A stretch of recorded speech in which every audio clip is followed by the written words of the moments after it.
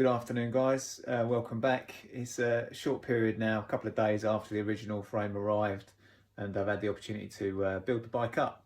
So I just thought I'd share with you a little bit about the experience and how it went, any kind of shortcomings and stuff like that, just so anyone looking at buying one of these frames is kind of, goes into it fully informed. Let me just switch the camera around so you can have a look and I'll show you the build. Okay, so there we go. The Velobuild VB-R-068.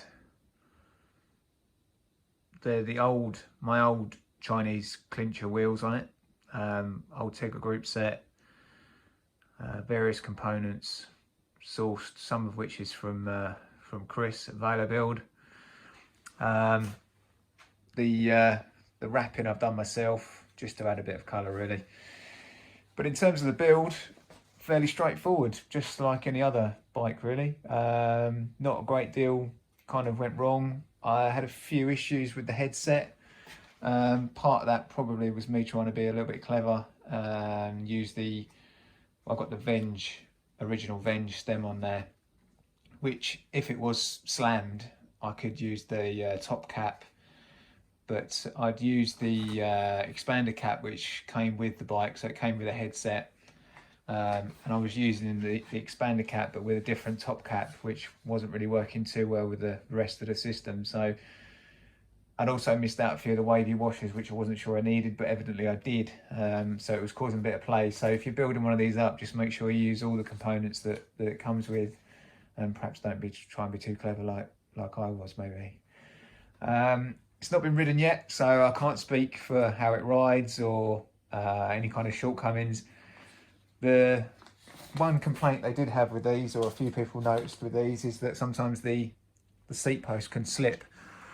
But what they've done now, and you can probably just about make it out in the camera there hopefully, that you've got this kind of grippy coating which seems to be applied all the way around the lower section of the post.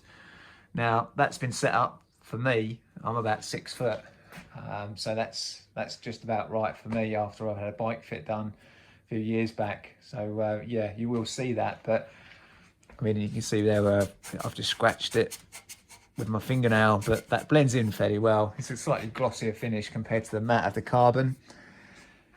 Yeah, I mean I went for a BSA bottom bracket in it, just really to prevent any kind of creaking and stuff like that.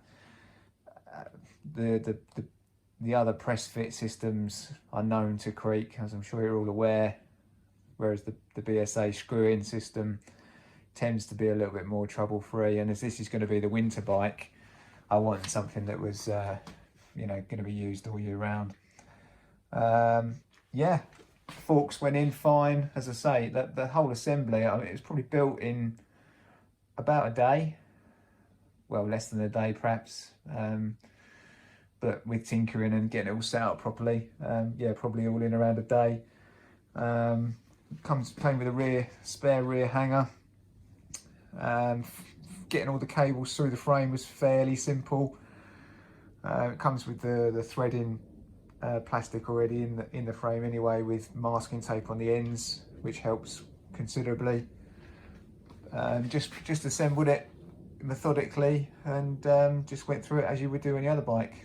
There wasn't any real issues that I had, apart from the headset, which, as I said earlier, is probably more my doing than anything else. But I think you'll agree, it looks pretty good. I'll put another video on once we know how it rides after the initial ride, and then I'll probably do a follow-up when I've done a few hundred miles on it. My normal club rides are around 50 to 70 miles a week on a Saturday morning, so it shouldn't be too long before it's got a couple of 100 miles under its belt, and I'll be able to give you some real world testing advice and opinions and reviews on how it stood up. And then I might do a longer one once it's had a winter's worth of use, just to help it protect it from the elements. I've gone round with some helicopter tape, which you might better make out just under there, just for the areas that are going to get really battered by the rubbish on the road. And I'll probably also be doing the same when I get a chance just to take the back wheel out. I'll probably do this area around here. The bottom bracket comes with a really neat protection system. Hopefully if I can get this underneath you can make that out. So under there you basically got this whole section which unscrews, which is really nice, enables you access to routing the cables round. And I've got to say that fits in, the screw that holds that in place is actually probably better quality than a number of big brand bikes that I've had previously. Some of those you think to yourself, you know, is it going to hold in over the test of time and with the vibrations from the road and stuff? Whereas that feels really solid, screwed in.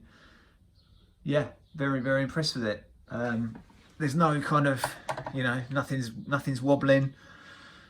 Nothing looks like it's going to kill me, which is what they, you know, a lot of these get a bad rap. So really, that's the driving force behind me getting one. I've got a very close friend of mine who rides bikes really hard. He's snapped Bianchis at the bottom brackets, carbon Bianchis, and he, yeah, we nickname him the Bullfrog because his legs are fairly well developed. So he's a strong lad and he rides quite hard and he does zero maintenance, and he's had an older Chinese frame for a number of years now, and as I say, zero maintenance mainly, and things still going strong. Done really, really well.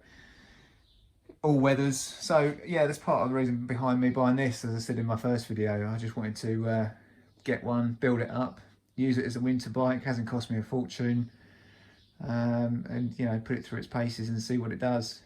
But I'm dead impressed with it so far, and I think hopefully you guys will agree it looks the part. We've just got to see how it rides now. Thanks very much.